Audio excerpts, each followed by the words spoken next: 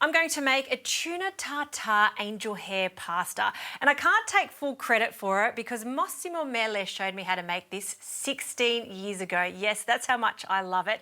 It's one of those real standout dishes. So I'm going to start with the dressing, and with the dressing you need some really good quality oil. So I'm using some Bertolli extra virgin olive oil. It's got lovely fruity notes to it, and you need quite a lot, about 125 mils. And this dressing really needs a kick to it because there are minimal ingredients. So we want a couple of tablespoons of briny, salty capers. So we'll add that. It's okay if some of the brine goes in there.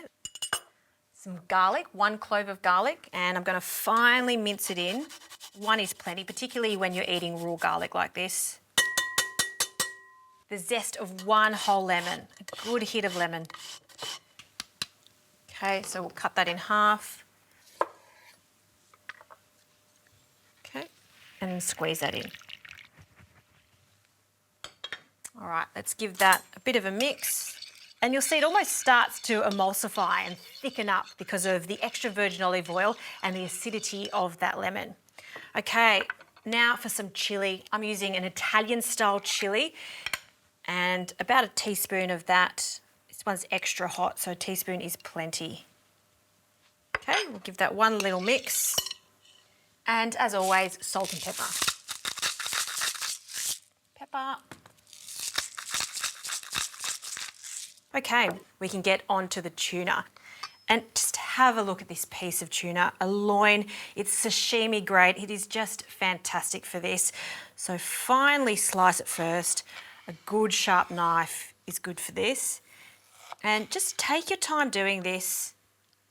And I work with 1 piece at a time, and we're just going to cut it into small little pieces. So I'm going to continue cutting this, and then it's time to cook the angel hair pasta.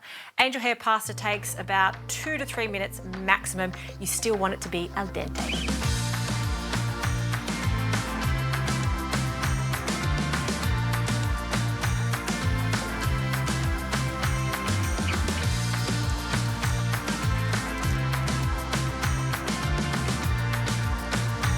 Okay, this angel hair pasta is ready to go. No need to strain this in a strainer, just some tongs. If some of that starchy water goes in there, even better, because it's going to help emulsify that sauce even further.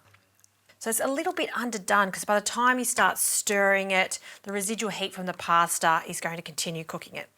Okay, now I'm just going to give that a bit of a toss, and the other ingredients that are going in here. A really large handful of rocket, and I mean a really large handful, that whole lot can go in. It'll wilt slightly. And some chives. Massimo doesn't put chives in his, but I love to add it for just a really mild onion-like flavour. So about half of this bunch. Great. Pop that in. A good handful of Parmesan, good quality Parmesan.